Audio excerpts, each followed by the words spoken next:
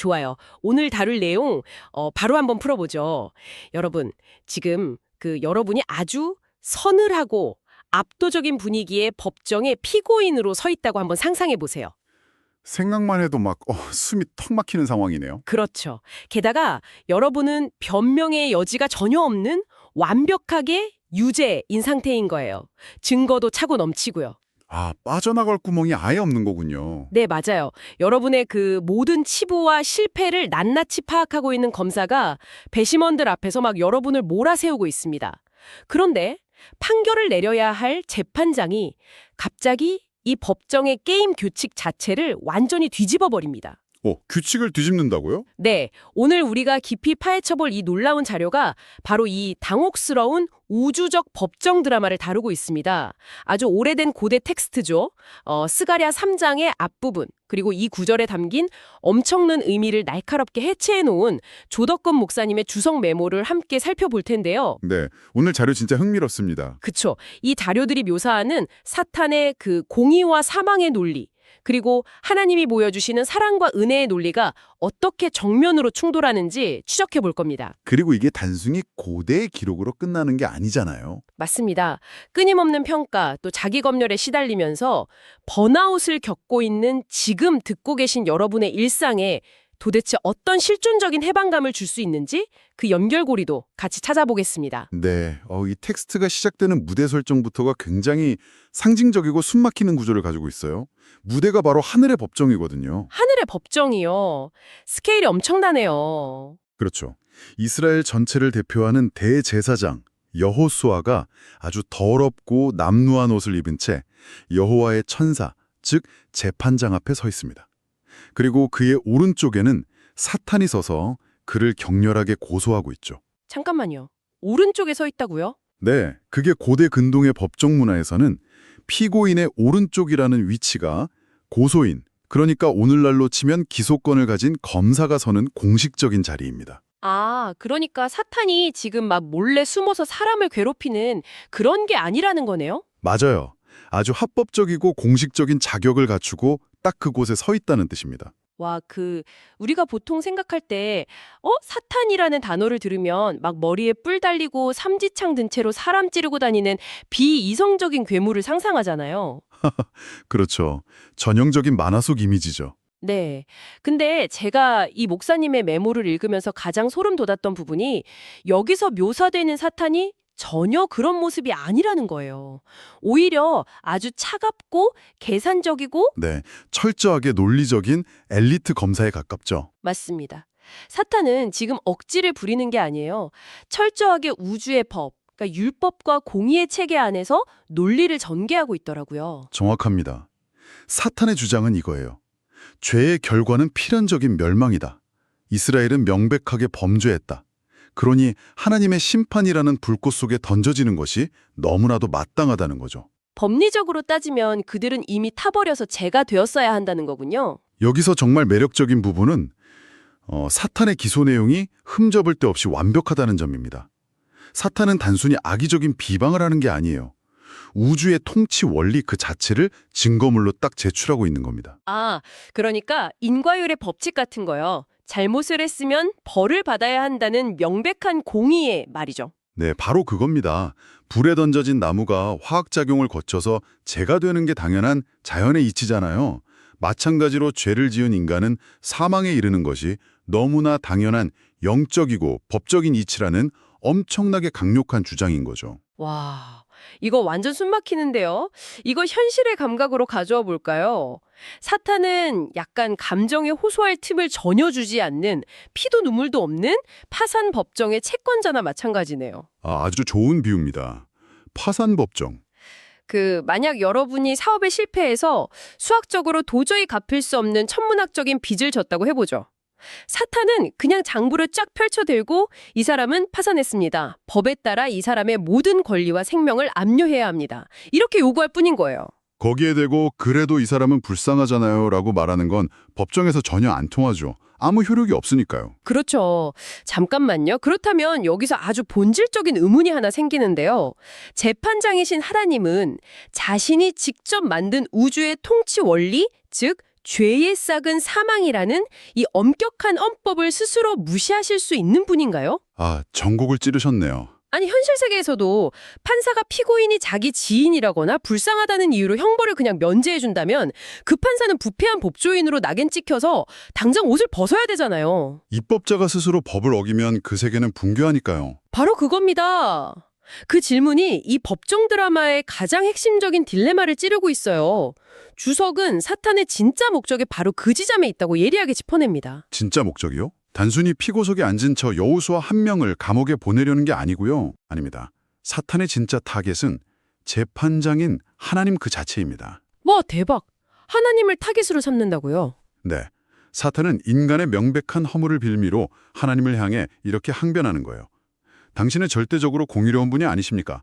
그런데 어떻게 이렇게 죄로 얼룩지고 파산한 이스라엘을 다시 택하고 회복시키려 하십니까? 아, 만약 이들을 살려두면 당신 스스로 세운 공이라는 우주의 룰을 깨버리는 모순 아닙니까? 라고 공격하는 거죠. 즉, 하나님의 신실하심과 판결의 정당성 그 자체를 탄핵하려는 아주 고도의 정치적이고 법리적인 함정인 셈입니다. 와, 그렇게 상황을 들여다보니까 피고인 측은 완전히 숨이 통 막히네요. 논리적으로도 또 합법적으로도 사탄의 공격이 너무 완벽해서 피고인이 입을 열 공간이 아예 없어요. 변호할 증거조차 없죠. 명백한 유죄니까요. 그렇다면 하나님은 이 치명적인 딜레마를 도대체 어떻게 돌파하실까요? 텍스트를 읽어보면 하나님은 이스라엘이 결백하다고 억지를 부리시지도 않고 사탄의 합리적인 눈박을 그냥 묵살하시지도 않더라고요. 네, 대신에 법정의 공기를 완전히 뒤바꿔버리는 전혀 다른 차원의 논리를 꺼내드십니다. 재판장의 첫 마디가 굉장히 충격적이에요. 충격적이라고요? 뭐라고 하시는데요? 하나님은 사탄에게 변명하지 않으시고 오히려 피고인의 그 끔찍한 상태를 있는 그대로 인정해버리십니다. 하나님은 이스라엘을 가리켜서 그슬린 나무라고 부르시거든요. 그슬린 나무요? 이미 불에 탔다는 뜻인가요? 네, 이것은 그들이 죄로 인해 이미 심판의 불꽃 속에 던져졌고 껍질은 다 타들어가서 검게 그슬려버린 객관적으로 볼품없고 망가진 상태라는 것을 재판장 스스로 인정하는 겁니다. 그래, 네 말이 맞다. 이들은 불에 탔다 하고요. 인정해버리면 재판에서 지는 거 아닌가요? 그런데 바로 그 다음 순간 판결의 흐름이 급격하게 꺾입니다. 이는 불에서 건져낸 그슬린 나무가 아니냐라는 강력한 수사 의문문을 던지시면서 상황을 완전히 장악해버리시죠. 아, 불에서 건져냈다. 이 동사가 자료에서 아주 핵심적인 전환점으로 다뤄지고 있던데요. 맞습니다. 주석은 이 대목에서 사용된 히브리어 단어 묻잘의 의미를 깊이 파고드는데요. 이 단어는 단순히 불이 알아서 꺼질 때까지 기다렸다가 남은 잔해를 주었다는 뜻이 아닙니다. 그럼요. 매우 폭력적일 만큼 적극적인 행동을 묘사해요. 이미 불길에 휩싸여서 곧 한 줌의 재가 되어버릴 찰나에 있는 나무를 누군가가 자신의 손이 돼 있는 것을 감수하면서까지 맹렬한 불꽃 속으로 손을 쑥 집어넣어 확 낚아채어 살려냈다는 뜻입니다. 와, 낚아채다. 손이 돼 있는 걸 감수하면서요? 네, 사탄은 나무가 불에 들어갔으니 재가 되는 것이 인과율이다라고 주장하지만 하나님은 내가 내 주권으로 그 인과율의 불꽃 속으로 개입해서 직접 끄집어냈다고 선언하시는 겁니다. 여기서부터 정말 흥미로워지는데요. 주석에 담긴 아주 절묘한 표현이 하나 있잖아요. 사탄은 죄의 목록을 보지만 하나님은 불 속에서 고통받는 자기 백성을 보신다. 네, 이 문장 진짜 명문이죠. 제가 이 문장을 막 곱씹다 보니까 머릿속에 이런 장면이 하나 떠올랐어요. 그 집에 아주 큰 불이 났다고 한번 상상해 보세요. 지붕이 무너지고 모든 것이 타들어가는 아수라장 속에서 집주인이 자신의 목숨을 걸고 맹렬한 불길 속으로 뛰어들어갑니다. 오, 아주 긴박한 상황이네요. 그리고 밖으로 빠져나온 그의 손에는 금고나 귀금속이 아니라 가족의 역사가 담긴 낡은 앨범 하나가 들려있는 거예요. 겉면은 새까맣게 탔고 사진들의 가장자리도 불에 그슬려서 형체를 알아보기 힘듭니다. 완전 그슬린 나무의 상태군요. 라고 하니 그 앨범을 본다면 어떻게 평가할까요?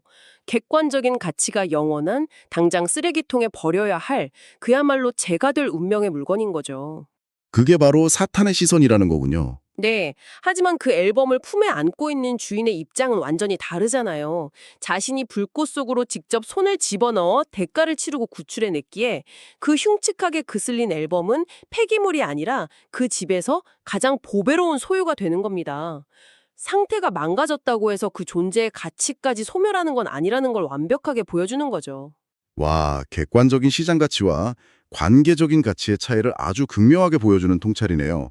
이것을 더 큰 그림과 연결해 보면 하나님이 이 재판에서 보여주시는 것은 단순히 죄를 덮어주는 값싼 동정이 아닙니다. 값싼 동정이 아니면요. 바로 심판을 이기는 긍휼이죠.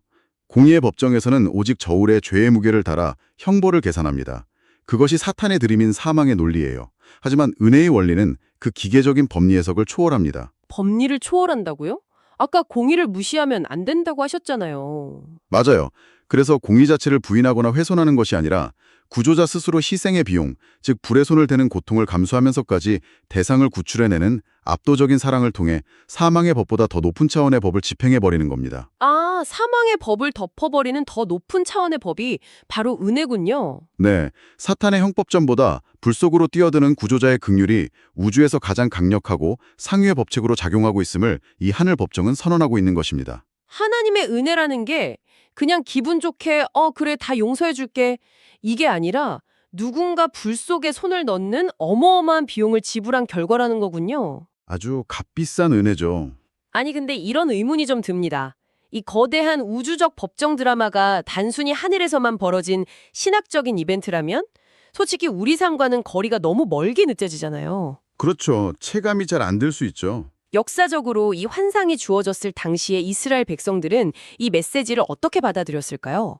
당시 그들의 현실은 사실상 완전 잿더미 그 자체였잖아요. 이 텍스트가 쓰인 역사적 맥락을 이해하는 것이 이 본문의 파괴력을 아는 열쇠입니다. 이 환상은 결코 배부르고 평안한 상태에서 주어진 게 아니거든요. 엄청 고통스러운 시기였죠. 네, 당시 이스라엘 백성들은 바빌론의 나라가 망하고 무려 70년 동안 포로 생활을 하다가 갓 예루살렘으로 돌아온 참이었습니다. 자신들의 자랑이었던 성전은 돌무더기가 되었고 국가 인프라도 다 사라졌고요. 완전 빈탈터리가 된 거네요. 무엇보다 우리가 죄를 지어서 하나님의 저주를 받고 이 꼴이 되었다는 아주 지독한 죄책감과 집단적 트라우마에 짓눌려 있었습니다. 스스로를 바라보면서 우리는 끝났다. 우리는 아무짝에도 쓸모없는 타다 남은 장작개비다 라고 생각했던 사람들이에요. 와, 진짜 극도의 절망 상태네요. 그런 벼랑 끝에 선 사람들에게 자신들을 대표하는 대제사장 여호수아가 하늘 법정에서 사탄의 그 모든 정죄를 무력화시키고 무죄를 선고받는 이 환상은 단순한 종교적 위로가 아니었습니다. 그럼 뭐였을까요? 그것은 그들의 존재를 밑바닥부터 다시 세우는 주석의 표현을 빌리자면 완벽한 소망의 상황극이었습니다. 소망의 상황극. 와, 정말 가슴을 치는 표현입니다. 벼랑 끝에 선 사람들에게 보여주는 소망의 상황극이라니요. 네, 그들 스스로를 향한 시선을 완전히 바꿔놓은 거죠. 근데 주석 메모를 깊이 들여다보면 이 상황극이 단순히 고대 이스라엘의 역사적 회복에서 끝나는 게 아니더라고요. 목사님은 이것이 구속사적으로 훨씬 더 먼 미래를 가리키는 일종의 예고편이라고 설명하시던데요. 네, 아주 중요한 포인트를 짚으셨네요. 이 부분은 신학적인 개념이 좀 섞여 있어서 설명이 필요할 것 같습니다. 맞습니다. 메모에서 예표라는 개념이 등장하죠. 쉽게 설명하자면 지금 이 스가랴서의 화상은 마치 아직 개봉하지 않은 엄청난 블록버스터 영화의 티저 예고편 같은 역할을 한다는 겁니다. 아, 예고편이요? 본편은 따로 있고요. 네, 대제사장 여호수아가 더러운 옷을 입고 그 모든 비난과 저주를 한 몸에 받으며 하나님 앞에 서 있는 장면은 그 자체로 끝나는 게 아닙니다. 그럼 누구를 보여주는 건가요? 이것은 수백 년 뒤에 육신을 입고 이 땅에 와서 인류의 모든 오물과 죄악 그리고 사탄의 지독한 정죄를 홀로 뒤집어쓰고 십자가라는 불꽃 속으로 걸어 들어가실 예수 그리스도의 결정적인 사역을 미리 보여주는 일종의 그림자라는 거죠. 와, 십자가라는 불꽃 속으로 걸어 들어간다. 네, 그 슬린 나무라는 상징 안에는 인간이 얼마나 철저하게 망가지고 타락했는지가 적나라하게 담겨 있지만 동시에 그런 비참함조차 결코 끊어낼 수 없는 하나님의 그 집요하고도 폭력적인 사랑이 하나의 이미지로 완벽하게 녹아있는 것입니다. 자, 그렇다면 이게 다 무슨 의미일까요? 고대 이스라엘의 트라우마 그리고 심오한 신학적 의미까지 다 짚어봤으니 이제 이 고대의 텍스트를 오늘 이 방송을 듣고 계신 여러분의 현실 속으로 아주 구체적인 일상으로 끌고 와 보겠습니다. 네, 그게 제일 중요하죠. 여러분, 우리는 매일 숨막히는 평가와 점수 매기기의 한복판에서 살아갑니다.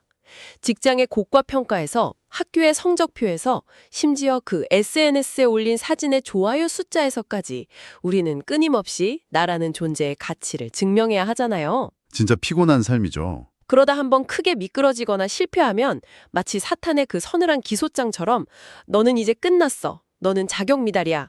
너는 불에 타서 버려져야 할 죄야.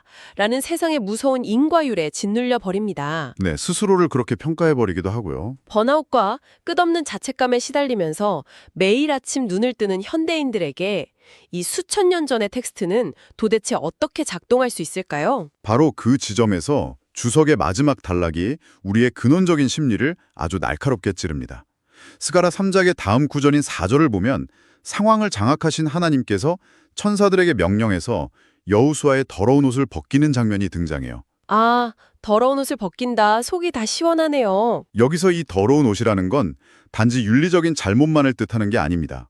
내가 가치 없는 존재로 전락할지도 모른다는 근원적인 불안, 수치심, 그리고 타인의 시선에 대한 공포를 모두 포함하죠. 세상의 평가에 대한 공포 말씀이시군요. 네, 사탄의 논리, 즉 철저한 성과주의와 인과율이 지배하는 세상에서 인간은 한시도 편안할 수 없습니다. 언제 평가의 불꽃 속에 던져져 타버릴지 모르니까요. 불안할 수밖에 없죠. 그래서 사람들은 상처받지 않고 살아남기 위해 자신만의 높고 견고한 방어적인 성벽을 필사적으로 쌓아올리게 됩니다. 아, 그 성벽이 뭔지 너무 알 것 같습니다. 어떤 사람에게는 그것이 숨막히게 쌓아올린 화려한 스펙일 수도 있고, 작은 실수도 용납하지 못하는 완벽주의일 수도 있잖아요. 그렇죠. 완벽해져야 살아남는다고 믿으니까요. 또 어떤 사람에게는 남이 나를 공격하기 전에 내가 먼저 막 남을 물어뜯고 비판해버리는 날선 방어 기제가 곧 성벽이 되기도 하겠네요. 결국 그 모든 게 내가 불탈까봐 두려워서 치는 바리케이드라는 거군요. 맞습니다. 그 모든 성벽의 기초공사에는 두려움이 깔려 있습니다. 하지만 이 재판장이 선언한 은혜의 관점이 인간의 내면에 진정으로 침투하기 시작하면 놀라운 화학적 변화가 일어납니다. 화학적 변화요? 어떻게 변하는데요? 내가 비록 불에 타다 남은 그슬린 나무처럼 세상의 기준에서는 초라하고 망가진 상태일지라도 이미 구조자가 불 속으로 손을 넣어 나를 건져냈고 내가 그분에게 가장 보배로운 소유로 확정되었다는 그 사실을 온전히 깨닫게 되면 어떻게 될까요? 아, 더 이상 세상의 재판관들 앞에서 나 자신을 증명하려고 막 발버둥 칠 필요가 사라지겠네요. 정확합니다. 주석은 이 해방의 상태를 성벽 없는 도성의 안식이라고 아주 탁월하게 표현합니다. 은혜의 통치 아래 들어갈 때 비로소 우리는 두려움으로 무장했던 그 무거운 성벽을 스스로 허물고 누군가에게 평가당할까 봐 전전긍긍하지 않는 진정한 평안과 안식을 누리게 된다는 것이 이 텍스트의 궁극적인 결론입니다. 와, 성벽 없는 도성의 안식. 한참을 바쁘게 달려가던 발걸음을 멈추고 아주 깊은 숨을 내쉬게 만드는 결론이네요. 진정한 해방이죠. 오늘 우리가 조덕근 목사님의 주석 노트를 따라 걸어온 이 여정을 잠시 되짚어 볼까요? 우리는 숨이 막힐 듯이 엄격하고 기계적인 인과율이 지배하는 하늘의 법정 한가운데서 이 이야기를 시작했습니다. 네, 사탄의 그 완벽한 기소가 있었죠. 엘리트 검사인 사탄은 우리의 수많은 허물과 실패를 명백한 증거로 내밀면서 파멸에 마땅하다고 기소했습니다. 하지만 재판장이신 하나님은 변칙이나 억지가 아니라 스스로 대가를 지불하는 사랑이라는 더 높은 차원의 논리로 그 판을 완전히 뒤집어 버리셨어요. 그슬린 나무를 향한 무짤의 은혜였죠. 맞습니다. 우리의 비참함과 망가진 상태를 부정하지 않으시면서도 맹렬한 불꽃 속으로 기꺼이 손을 뻗어 우리를 낚아채신 그 은혜의 손길을 확인했습니다. 그리고 마침내 그 집요한 그물이 어떻게 끝없는 자기증명의 압박과 두려움으로 쌓아올린 우리의 성벽을 허물고 우리를 참된 안식의 도성으로 이끌어 가는지를 살펴보았습니다. 이 이야기의 절정에서 하나님은 사탄을 향해 직접 여호와의 책망을 선포하시며 그의 입을 다물게 하십니다. 우주에서 가장 논리적이었던 사망의 기소가 은혜의 덮으심 앞에서 완전히 침묵하게 된 것이죠. 지금 이 방송을 듣고 계신 여러분에게 묻고 싶습니다. 여러분은 지금 거울 앞에 스스로를 보면서 속이 다 타버린 쟤처럼 나는 아무 쓸모없는 존재라고 가치를 깎아내리고 있지는 않나요? 많은 분들이 스스로를 그렇게 평가하곤 하죠. 우리는 너무나 자주 세상이 들이미는 그 가혹한 성과주의 혹은 사탄의 차가운 인과율의 논리에 너무 쉽게 동화되어 버립니다. 그래서 끝없이 내 안의 실패의 목록, 부족함의 목록만 들여다보면서 막 스스로를 갉아먹곤 하잖아요. 네, 그게 우리들의 현실이니까요. 하지만 오늘 텍스트에 나타난 절대자의 시선은 전혀 다릅니다. 그분의 시선은 여러분의 훼손된 겉모습이나 망가진 결과물, 통장 잔고나 스펙의 높낮이에 머물지 않아요. 그분의 시선은 불 속에서 손을 심하게 대어가면서라도 기어이 구출해내고 싶어하는 대상, 바로 당신이라는 존재 그 자체에 딱 고정되어 있습니다. 이 시점에서 제가 꼭 던지고 싶은 중요한 질문이 하나 남습니다. 오늘 우리가 다룬 이 우주적 법정에서 하나님은 사탄을 강력하게 꾸짖으시며 그를 잠재우셨잖아요. 네, 그 책망으로 입을 다물게 하셨죠. 하지만 방송이 끝나고 다시 돌아갈 여러분의 현실, 그 치열한 일상을 가만히 돌아보십시오. 하루에도 수십 번씩 너는 그슬린 나무야, 너는 이번에도 실패했어, 너는 아무 가치가 없어 라고 이 지독한 공의와 사망의 논리를 귓가에 속삭이면서 당신을 스스로 정죄하게 만드는 현실 세계에서 가장 끈질긴 기소자는 과연 누구일까요? 생각해보면 하나님의 그 압도적인 은혜의 논리로 우리가 일상에서 가장 먼저 그리고 가장 시급하게 잠재워야 할 그 혹독한 참소자는 우리 밖에 있는 어떤 초자연적인 악마나 직장의 까다로운 상사가 아닐지도 모릅니다. 네, 진짜 적은 가장 가까이에 있을 수 있죠. 매일매일 실패하고 망가지고 흠집난 그슬린 나무 같은 내 모습을 스스로 용납하지 못해서 하루에도 몇 번씩 나 자신을 혐오의 정죄석에 세우는 존재. 바로 나 자신의 내면의 목소리가 아닐까요? 나를 정죄하는 나 자신이군요. 맞습니다. 오늘 살펴본 이 불에서 건져낸 그슬린 나무의 은혜가 어떻게 그 가혹한 내면의 검사를 완벽하게 침묵시킬 수 있을지 이 묵직한 질문을 여러분의 마음에 남겨두며 오늘의 심층 탐구를 마치겠습니다. 들어주셔서 감사합니다.